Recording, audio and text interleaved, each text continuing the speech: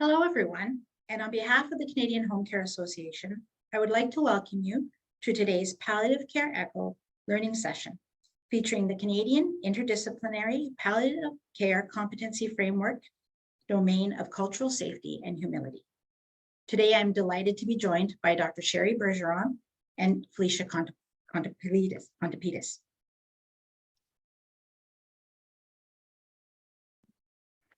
We begin today by recognizing with humility and gratitude that Canada is located in the traditional, historical, ceded and unceded lands of First Nation, Inuit, and Métis people. On behalf of all of us, we acknowledge and pay respect to Indigenous peoples past, present, and future who continue to work, educate, and contribute to the strength of this country. There are a few housekeeping notes before we begin, but let's start by saying hello to one another. We have people online from coast to coast, so let us know who you are and where you're joining from. Please use the chat function to let us know if you are having any technical or audio difficulties, and we will help you out as quickly as possible. Captioning for this live session is available and can be activated through your Zoom meeting controls. There will be an opportunity to ask our presenters questions at the end of their presentations, and please use the Q&A tab to enter questions throughout their talks today, and like I said, we'll take them towards the end. And for anyone wondering, yes, this session is being recorded and will be available through our Echo Hub site in the coming week. The Echo Hub site there is listed on the screen. It's echo.cdnhomecare.ca.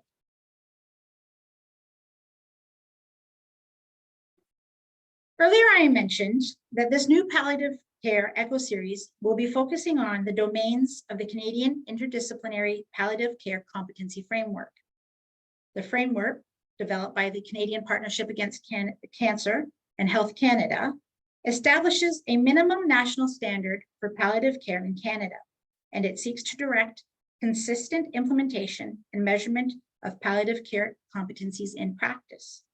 As well, it serves as a guiding document for jurisdictions that lack an explicit set of palliative care competencies, and also as a high-level guidance for provinces and jurisdictions that have built their own competency frameworks.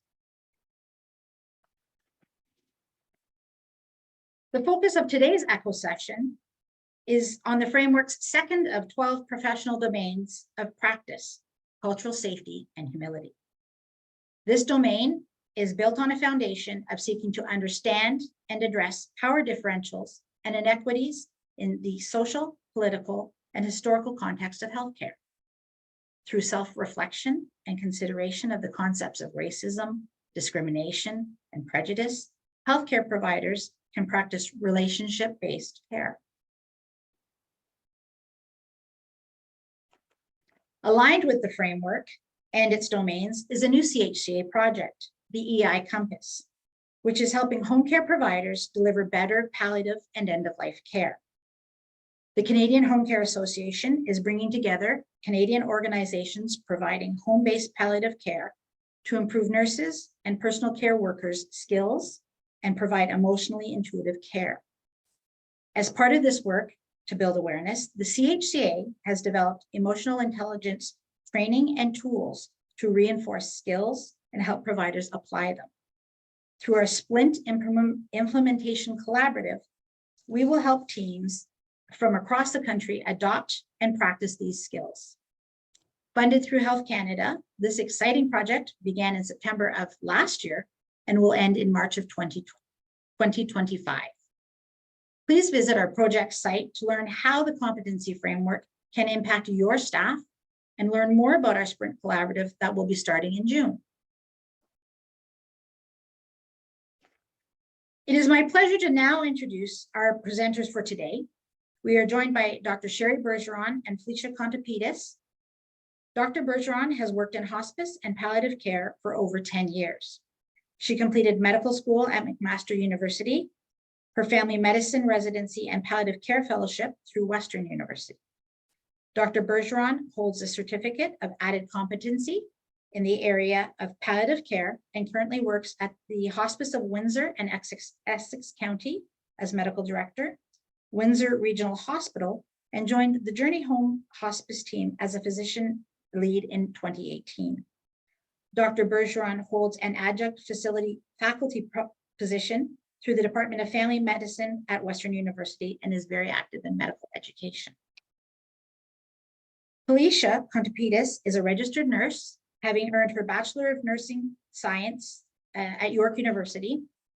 Felicia has more than 15 years of experience with SE Health and has held various positions within the organization. Felicia completed an RNAO AMS fellowship program focused on building cultural competency in nursing to enhance patient-centered care amongst underserved and disenfranchised individuals. Currently, Felicia serves as the Director of Care at Journey Home Hospice, an end-of-life care facility for homeless and vulnerably housed. While pursuing her combined Masters of Nursing and Primary Healthcare Nurse Practitioner Certificate. Felicia currently sits on the Board of Directors for the Community Health Nurses Initiative Group, which is the voice for community health nurses and the public. A very warm welcome to the both of you. And without wanting to take up any more of the valuable time of this presentation, I'm very pleased to be handing over to Dr. Bergeron.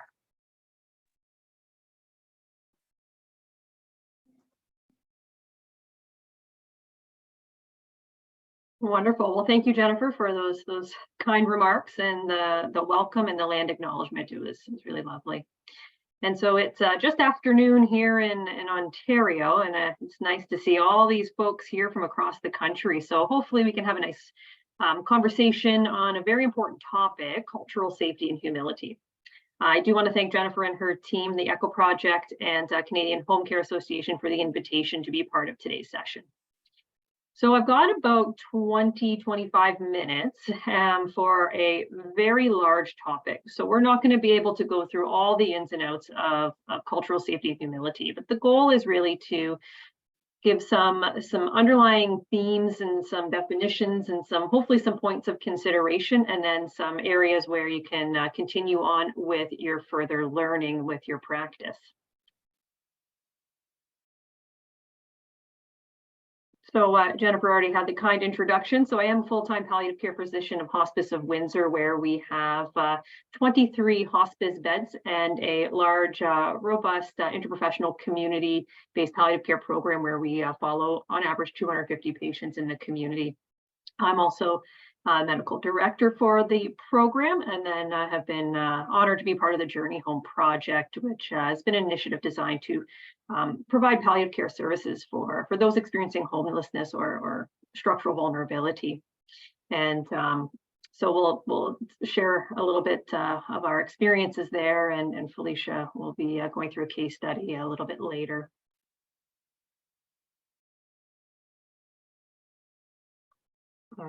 And so disclosures, I have no traditional disclosures, but I think any topic and conversation on cultural, we do need to all take a moment to think about our own cultural background and think about our own lived experiences and how that shapes our view of the world, because it's different for everybody.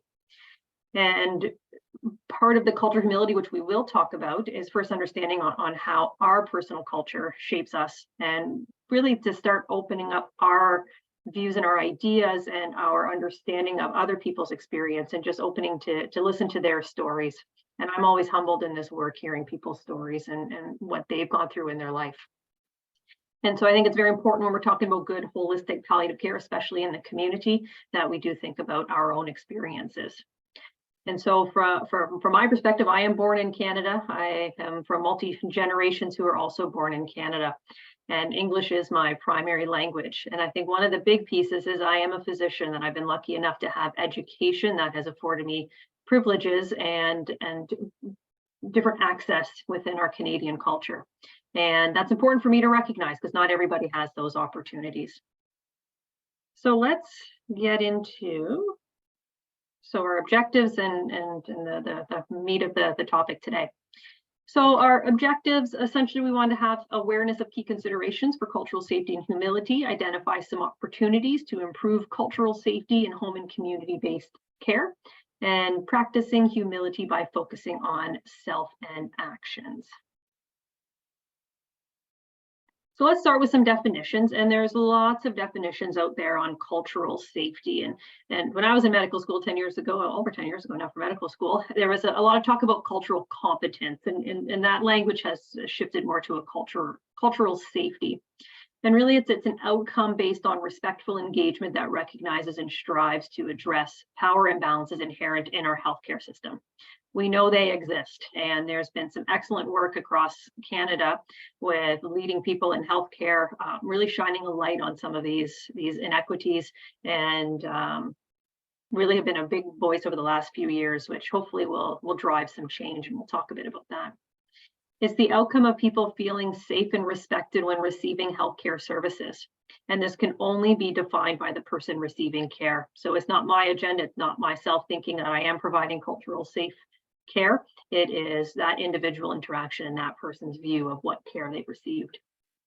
And then when we talk about cultural humility, I like this definition. It's a lifelong process of reflection to understand individual and systemic biases and to develop and maintain respectful processes and relationships based on mutual trust.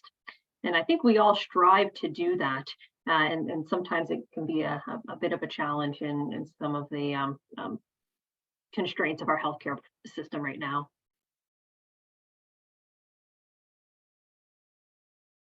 And so I like this. This is in lots of different articles, lots of different talks when people talk about cultural safety, when they talk about equity and equality. And so this one actually put inclusion in there. And so I did my references from Twitter actually for this picture. I think it illustrates really nicely some of the key points when we look at equality and equity and justice, and we can apply this to our healthcare practice. And so the first one is, what is the reality out there? One person gets more than is needed and others get less than they need. So they cannot look and they cannot watch the baseball game in the same fashion because of that. And then if we look at equality, that is based on the assumption that everyone benefits from the same support. And so you give everybody the same and you hope to have the same outcome. But if not everybody started at the same level, then you're not going to achieve the same outcome for everybody. And I think our healthcare functions in this way, that we're a publicly funded healthcare system, that we try and give everybody similar care, but not everybody, especially in home care, not everybody has the same starting ground. And so some people have large families, they have extra insurance, they have financial means that they can get extra support in the home, and others don't have any of that. And their care looks different. And I'm assuming that we have 120 participants. Most people are working in the community, and certainly in my practice, we see that every day where the same equal care is not the same outcome for patients. And then we move to equity, where everyone gets the support that they need to produce a similar outcome. So they get as many boxes as they need in order to be able to see over the fence. And then if we take that one step further, where we look at justice, where the fence is gone, where that systemic barrier has been removed, so people can access and watch the baseball game without any systemic barriers. And then I really like this picture because in this rendition, they added inclusion, which is really that extra step where everyone is included and there is no one left outside, everyone is welcome, barriers are removed, and people are actually encouraged to participate. And so if we think about things in that way, and then I'm going to show just a different picture of representing the same concept. If we think about things in our healthcare and how we look at our administration of healthcare, I think this helps us start to think about what other people have experienced and can start to open our mind on how can we as individual practitioners try and strive for more equity and care and try to close some of those inequities.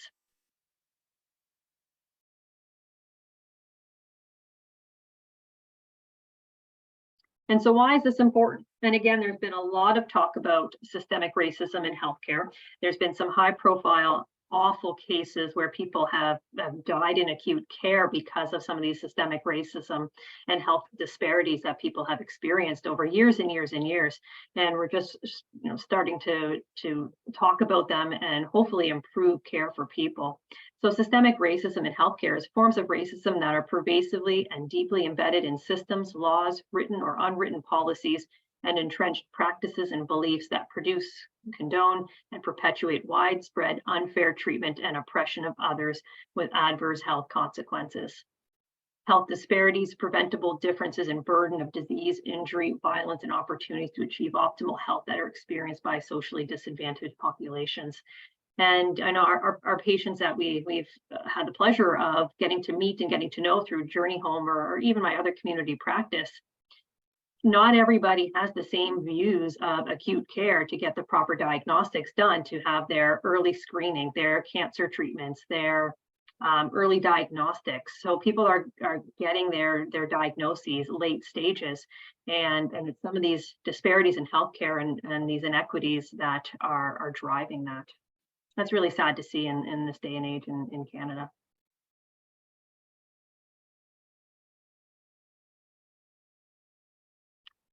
And so again, Felicia's going to go through a case study, but I wanted to bring some questions forward, really particularly focusing in on community-based palliative care. And these are some of the questions that I struggle with. And they're questions because I don't have an answer to, but I hope as we all focus in on our community-based practices that we can help close some of these gaps for patients.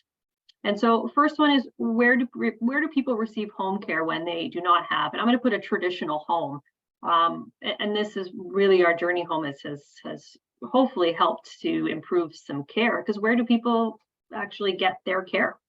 And if they don't have a fixed address, how do we get to accessing them? How do we get to give them good wound care? How do we give them medications that they need? How do we find them? And back in 2015, Kai they looked at where do people want to have their end of life care, and they looked at Canadian wide, and the people that they surveyed, 61% wanted to have end of life care at home. Well, what does that mean for those people who don't actually have a home, or their home is very, very structurally vulnerable?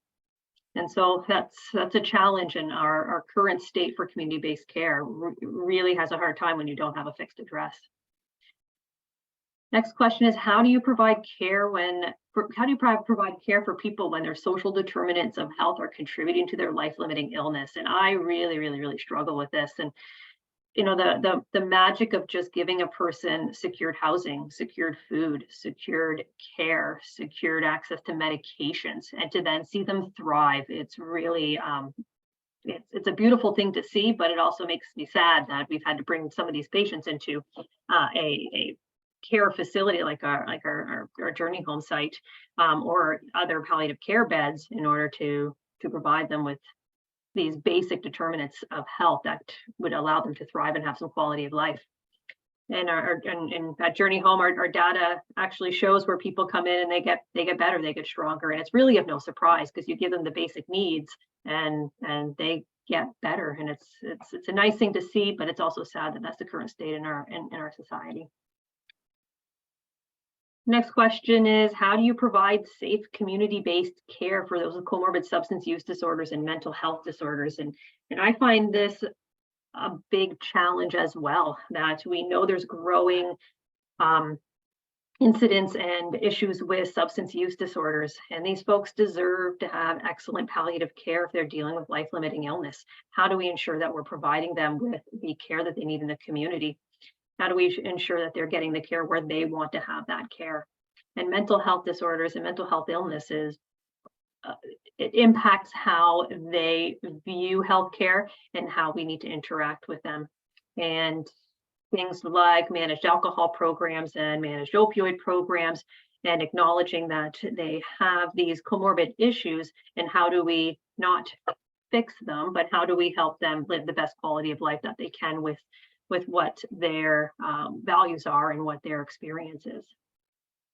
And then I put this one here because I think we think about families as traditional families, and when we think about traditional families, that doesn't always ring true for all patients, that they have their chosen family, their friends, their people that they have been with for years and years that have lived alongside of them.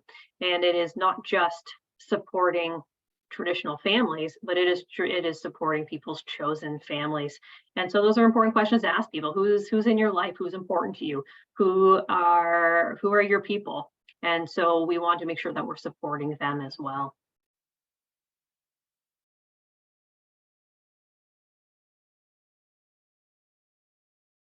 There's more questions, but I'll stop there because we only have so much time. And so when I was going through in preparation for this, I came across this, and this was some work out of University of Victoria. And this really rang true for me, the 5 principles of what can we do? Because I think that's a big question, is what can we as a healthcare provider, our little selves doing our work, what can we do to help and provide better and culturally safe care for our patients? And if we think of these 5 Ps, I think we can come a long way to at least try and help our patients. And certainly in my work, partnerships are really important. There's no way I'm going to have full understanding of everybody's individual cultures. But it's important to ask the questions and to partner with those who are involved in their culture. And so if it's those who are in Indigenous culture and bringing in their elders and different smudging and different practices that are important to them, it's ensuring that we provide a safe opportunity for people to do that and bring in partners to help with that.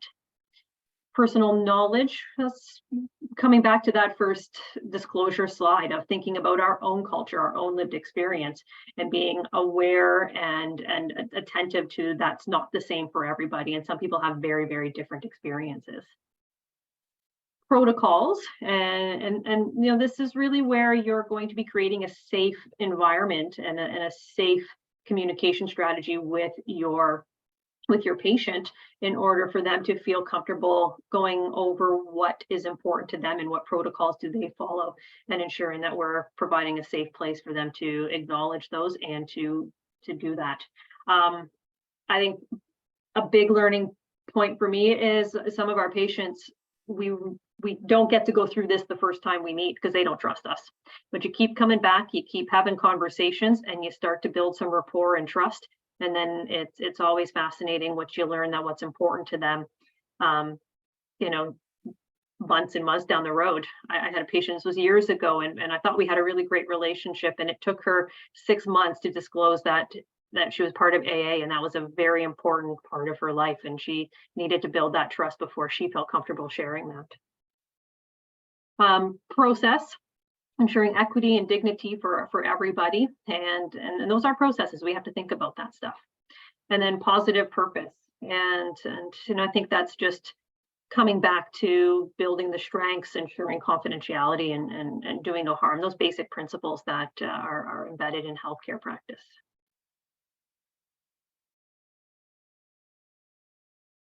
And then I wanted to leave some resources for folks. And there are several online courses, and some of these are quite excellent. I've done the Cancer Care Ontario ones. I work in Ontario, so I've done that one on culture, and it was excellent. But there's others in different provinces that are very well done, that can give you some insights and some tools and some tips along the way. And then this is not an all-inclusive list by any means. There's lots of different courses out there.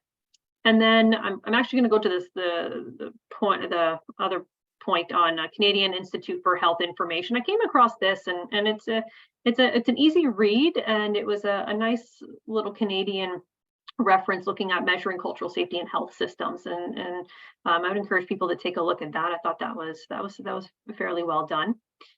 And then for those, I'm not sure if people are familiar with Holly Prince and the work that her team has done out of Lakehead, but they've done some phenomenal work and continue to do so. And I strongly encourage people to take a look at the Developing Palliative Care Program in First Nations Communities, a workbook that they put together. It's fantastic, and I strongly encourage individuals to take a look at that. And then I think what's helped me over the years is having standardized approaches to things, and having it a part of my normal practice, so it just becomes embedded in things. And And I was at the Montreal conference in October and had the opportunity to hear Holly Prince talk. And this actually comes from her. I always like a conference to have at least a pearl or two coming out that changes my practice. And her question came from Harvey Chochinof's dignity work, where you ask, what do I need to know about you as a person to give you the best care possible? And she added, and your culture. And I thought that was a really great way to think about an easy, open-ended question to start some conversation with your patients. And so I started to embed that a little bit into my practice of what do I need to know about you as a person, but also your culture, so we can give you the best care possible. So that's about my 25 minutes. Just had some of my resources here. And then I'm going to pass over to Felicia, and she's going to go over a case and illustrate some of these concepts.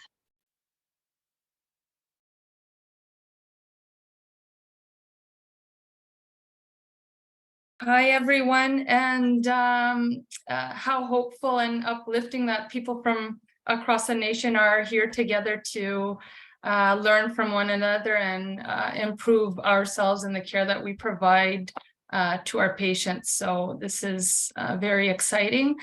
I would like to definitely go through a patient story that's unique, but in the sense something that we experience here at Journey Home Hospice quite often.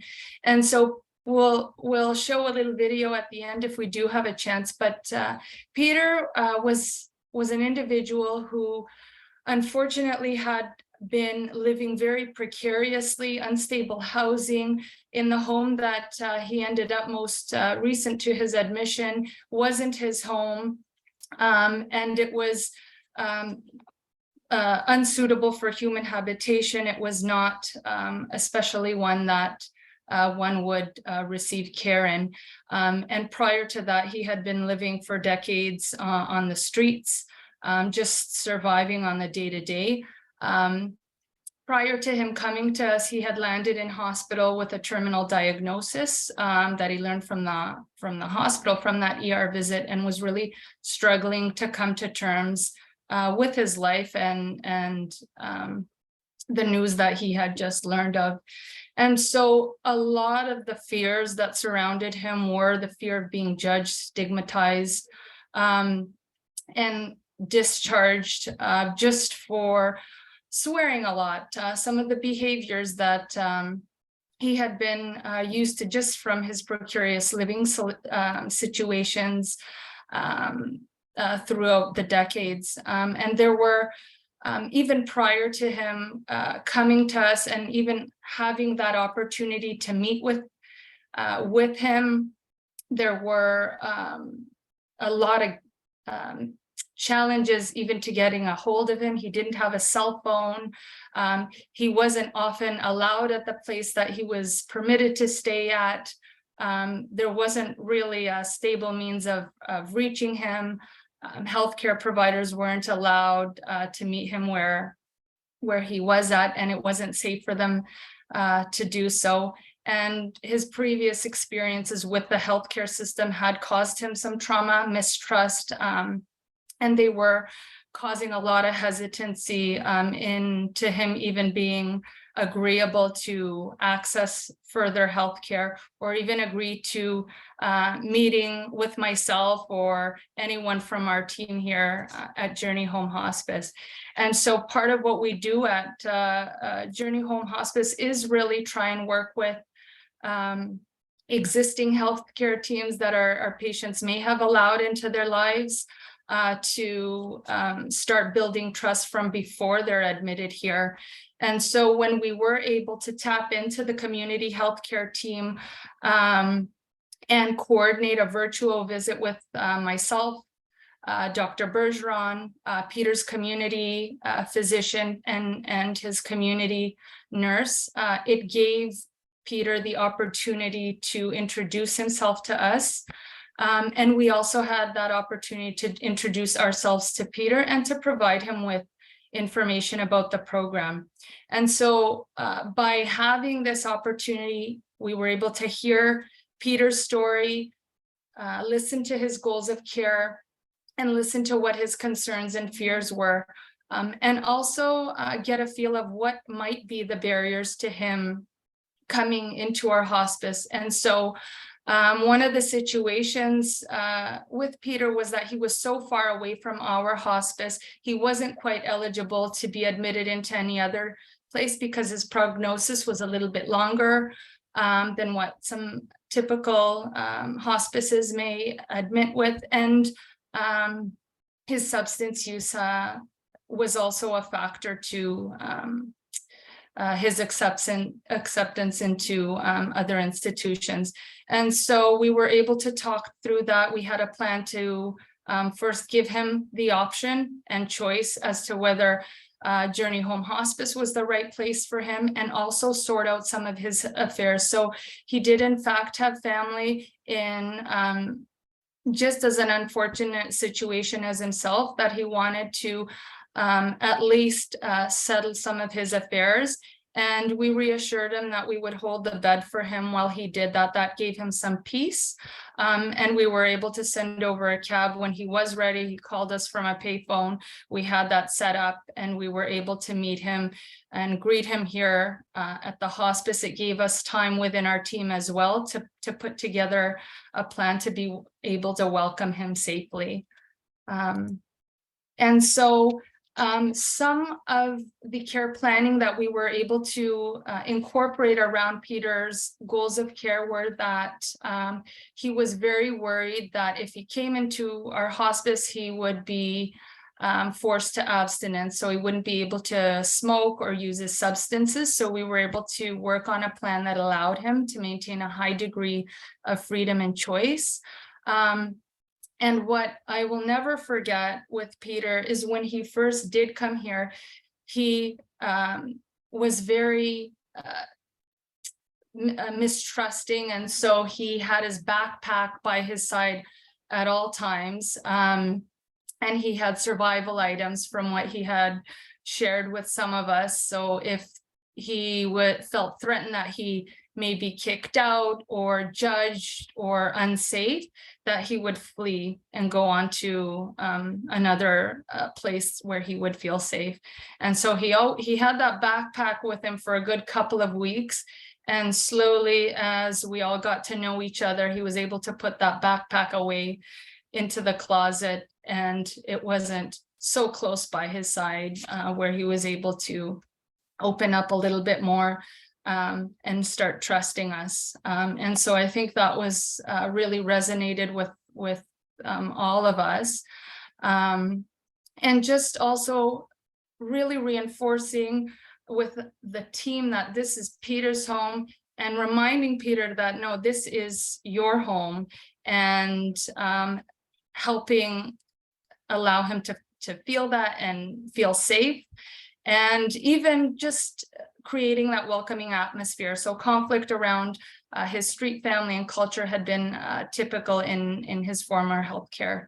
And so I'll quickly try and go on to a few other slides. And a lot of the educational material for our staff, we have a virtual platform that offers education and training around harm reduction, Indigenous cultural safety, patient care in a diverse and multicultural world, advanced care planning. And we offer a lot of preceptorship for our staff, joint visits.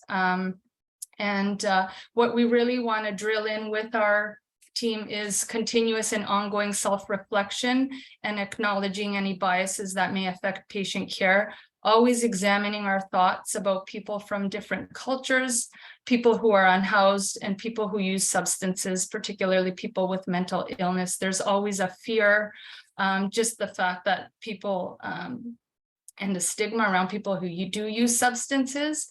And we want to encourage an environment as well where staff can seek guidance to develop their understanding of cultural safety. The other really important piece is practice what you preach. So we want to we want respectful relationships with our patients, of course, when we are interacting with our patients, but also when we're delivering report, when we're talking about them to one another with our colleagues, even from a clinical environment, and when we're updating our team about our patients, we want to be respectful in how we're referring to our patients, that it's done in a way that's non-judgmental, not stereotyping them, not referring to them as in terms of what substance they use. And always important, if we do make a mistake, that we ask for forgiveness, we apologize, we ask how our patients would prefer their care, and we adjust our behavior as well. And so that is really important, and important to be authentic as well, always keeping dignity and respect at the forefront.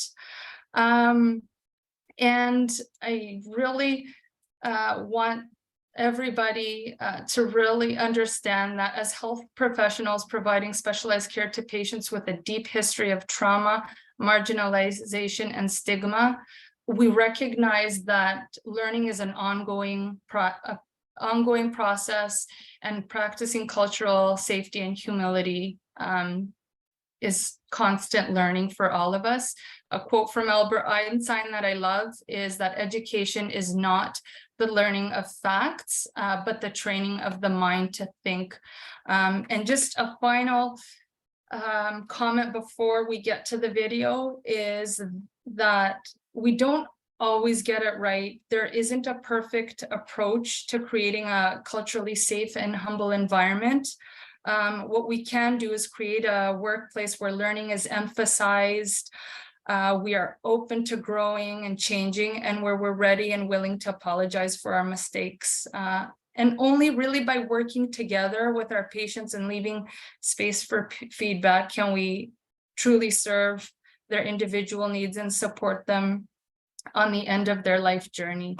Never assuming care, always asking patients what's meaningful, how they'd like to be addressed, what they envision in their care, and what their goals of care are.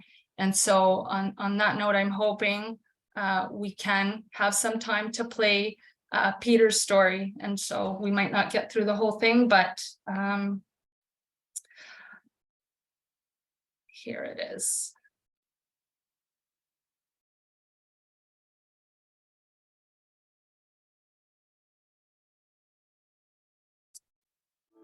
Well, obviously, you know what it is, you know how it is, and you know where I am. I'm here because I'm dying from cancer. I mean, I've run a pretty hardcore life, you know, to run in the streets and not caring about anybody or anything but myself.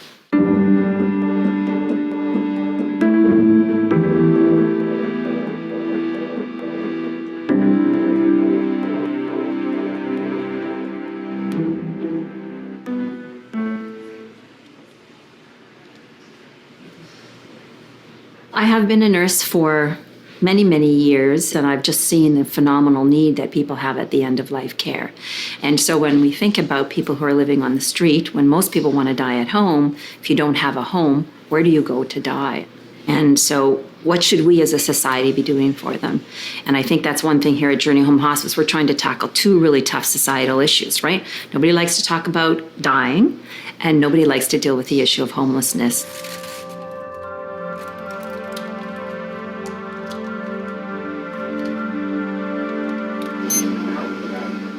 How's your pain today?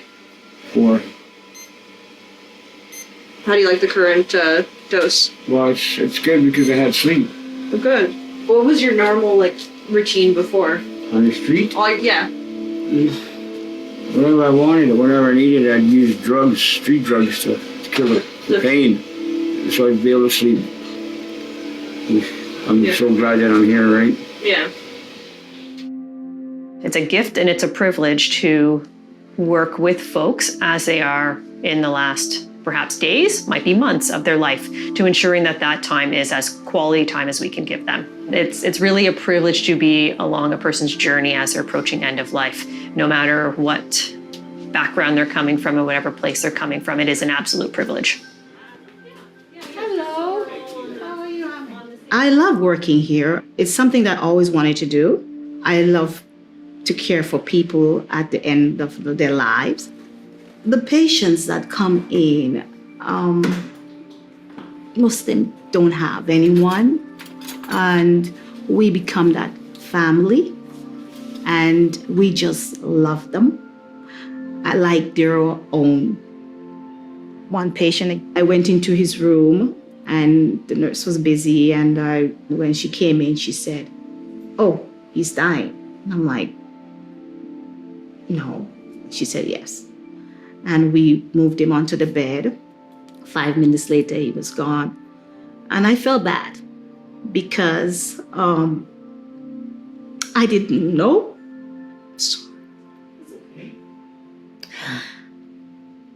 I didn't know. I didn't know this had.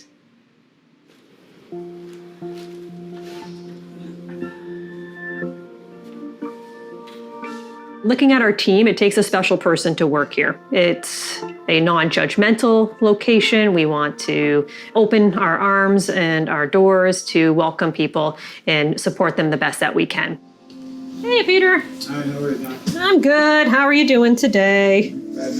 Not bad, not bad. And those medication changes have helped? Yes, Pain a little bit better definitely. controlled? Definitely. Good, good, good. And you're being careful when you're walking? The snow's Yeah. here. It's getting icy out there. Pretty slippery outside, so you want to be careful. that's Yes, for you sure. do. I don't have my snow tires on yet. Get them changed up, yeah. We'll do that. I woke up one day on a park bench. I did my, what I was usually doing. I hit a drug to get my pain under control, and it wasn't working. I couldn't stand up. It took me 25 minutes for a 5-minute walk where I knew where the hospital was. They took some blood work and admitted me ASAP. And they did a CAT scan. They did all kinds of MRIs. They did whatever tests known to man to see what it was that was killing me. Don't be kicking me out now for saying this, but the last few days have been really good. Really, really good. The medications that they're prescribing me is just starting to gel now. The doctors in here are great, phenomenal. If we could just keep it at this level, I'd be grateful.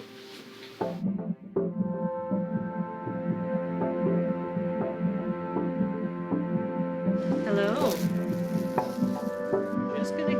The number of individuals experiencing homelessness is increasing, and we're concerned it's going to continue to increase. It doesn't take much in order to, unfortunately, lose your home. And so I do see there's a role for maybe smaller versions of a Journey Home Hospice that completes the specialization and the focus for those experiencing structural vulnerability and having them in other communities to make sure that we are looking at this population and providing them the same level of care that anybody else would be offered.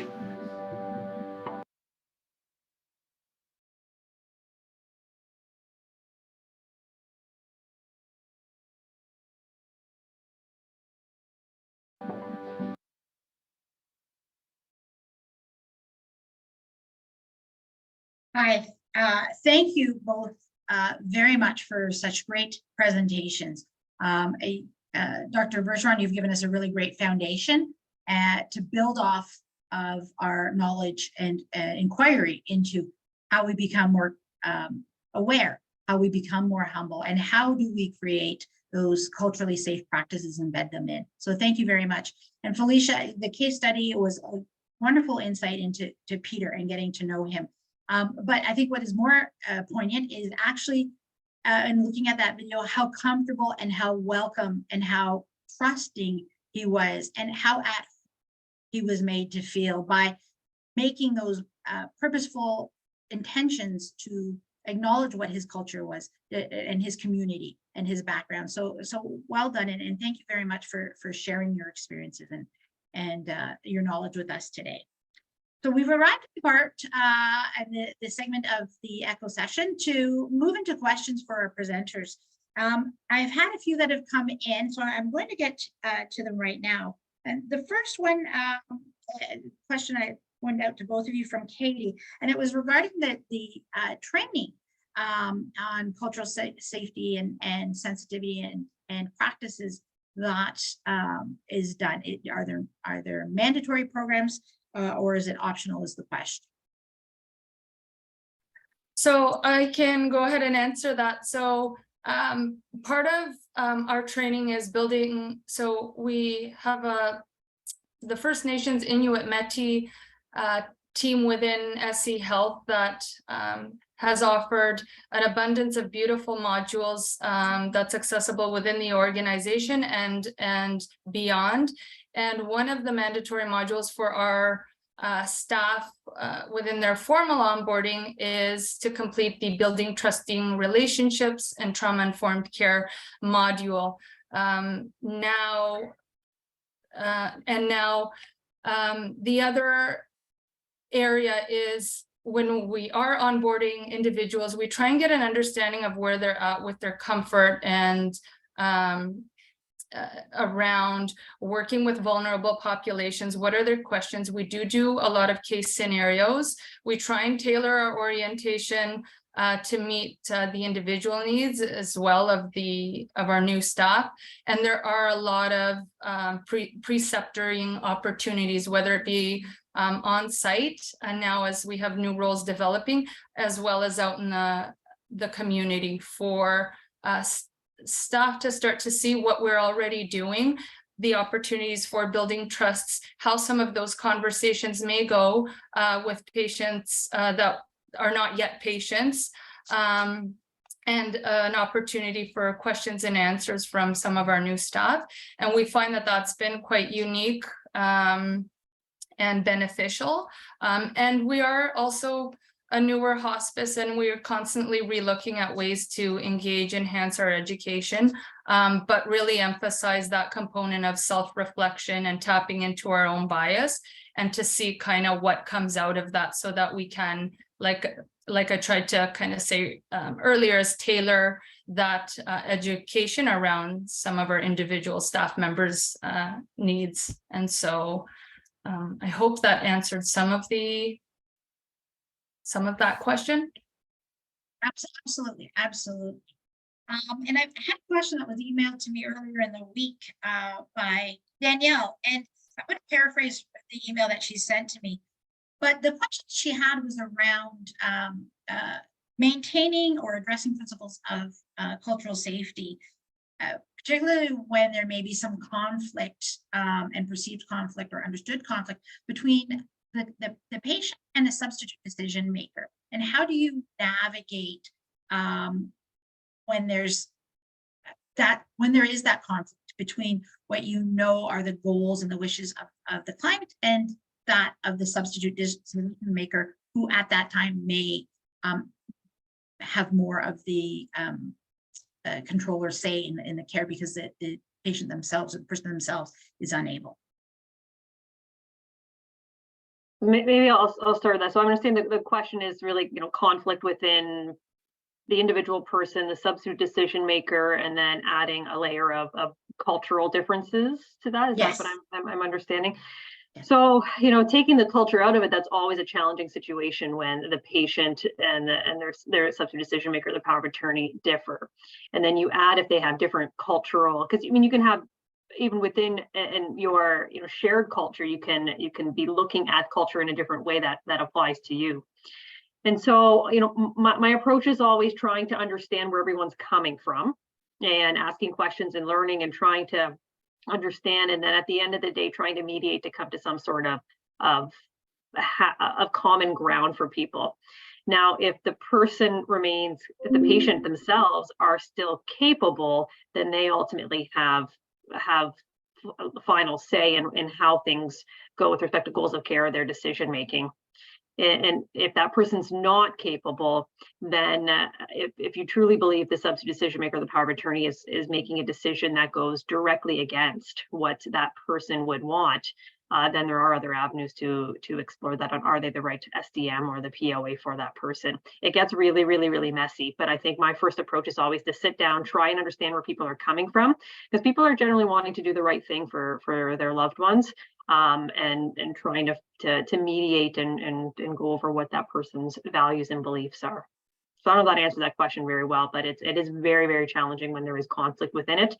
And I find just sitting down and really trying to understand where people are coming from is a helpful first step.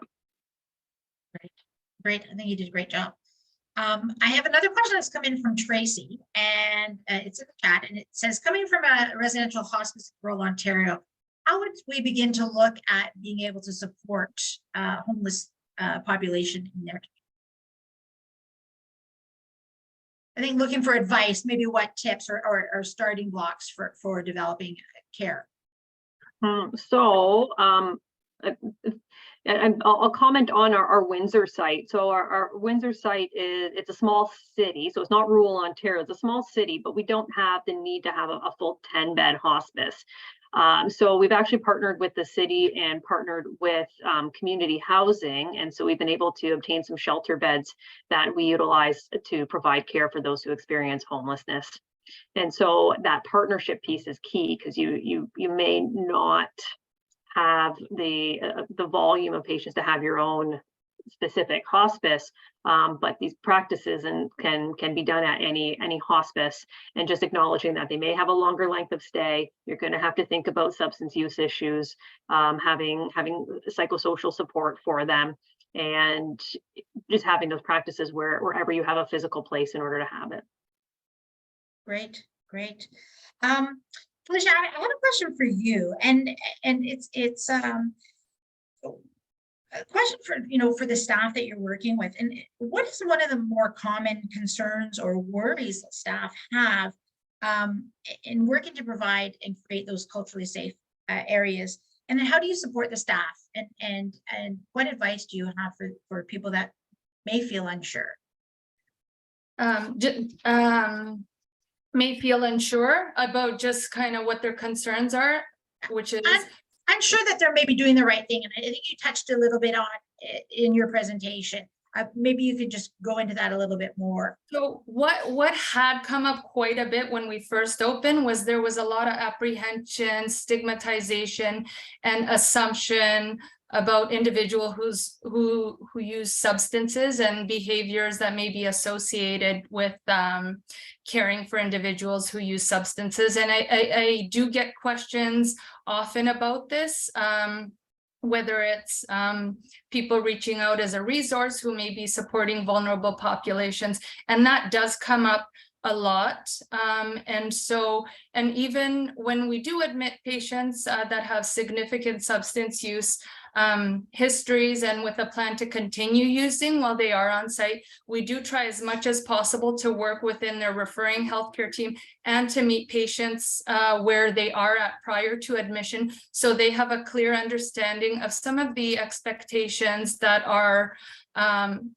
from the hospice and the rest of the patients that are sharing the space, and that it's their home, as well as the volunteers and the staff, and what are the patient's goals with regards to substance use and such. And so that's one very common question, concern that's come up throughout my time here at Journey Home Hospice, and even as a visiting nurse, if we ever had individuals we were caring for in the home and substance use was a concern. Even before meeting and seeing the patient, it was just that substance use concern on paper was a common theme. And so we have an excellent approach here to start some conversations, kind of address some of those fears, and work through potential care plans depending on how that may align with the patient's goals of cares. I'm not sure if that answered some of that question. And then there was another concern, and I mean, this can get lengthy, so I'll just kind of keep it short, is around advanced care planning. So many of our patient population here have, estranged relationships with families, severed ties, and ultimately have absolutely nobody to include in these discussions around advanced care planning, or what to expect from the point that the patient has passed on and afterwards. And that's a very kind of unique experience that we commonly go through here with our patients and thereon after, and trying to continue to offer them dignity around this, and also reassure to our team that the care doesn't stop at the moment that a patient passes. It is our goal to provide them with a dignified funeral, and also try and reach out to family, and if we find them, provide support for them upon hearing that news. So those are a couple common themes that come up. Your last comment, Felicia, tied into a question that's come in from Heather, and it was regarding when blood family tries to reconnect or appear once someone has come into care, and then wants to become involved in that person's care. And that I guess the gist of her question is that they haven't previously been involved as an SDM. How do you then introduce and maybe reconnect families, but then also, I guess maybe have them accept that the person's wishes and things like that?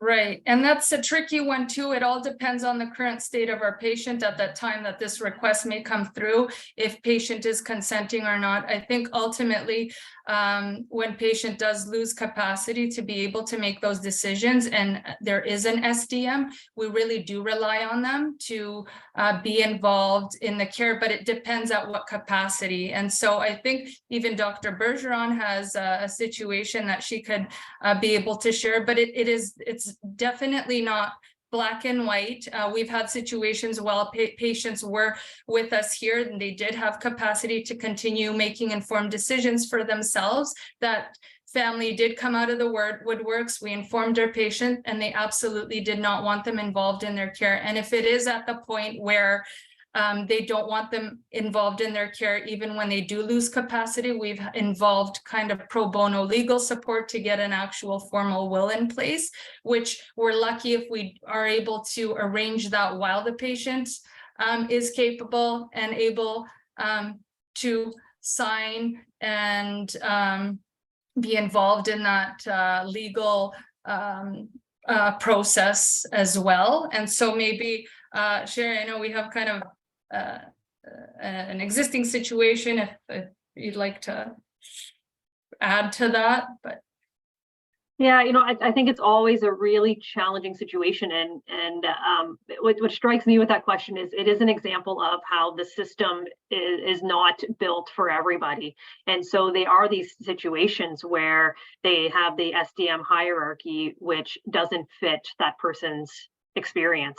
And so, legally, if that person comes out of the woodwork and the patient's incapable, they do have legal grounds to start making decisions. But we may know that patient would not want that. And so it really, really is challenging. And I think it's a really good example of where the systemic rules and the laws are not fit for everyone. And I wanted to add that often when we do have patients in our care, there's a lot of reluctancy to complete a power of attorney and not paperwork, but through education and revisiting this topic, often,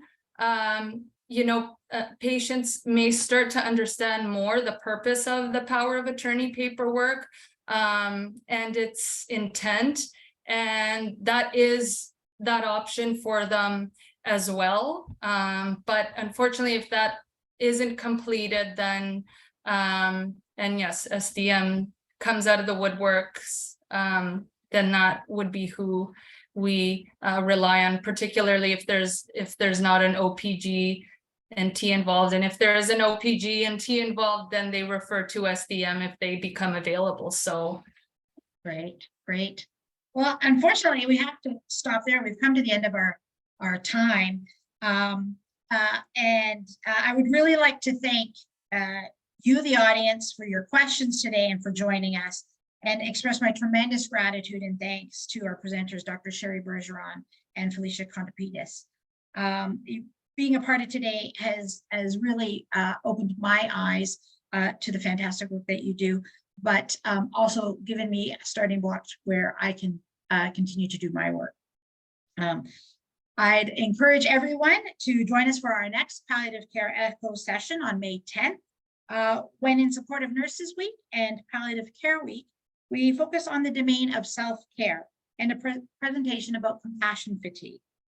Details about this session and registration can be found on the CHCA Echo Hub page, and that's at echo.cdnhomecare.ca. Registration is now open for that, so please sign up, and I look forward to seeing you then.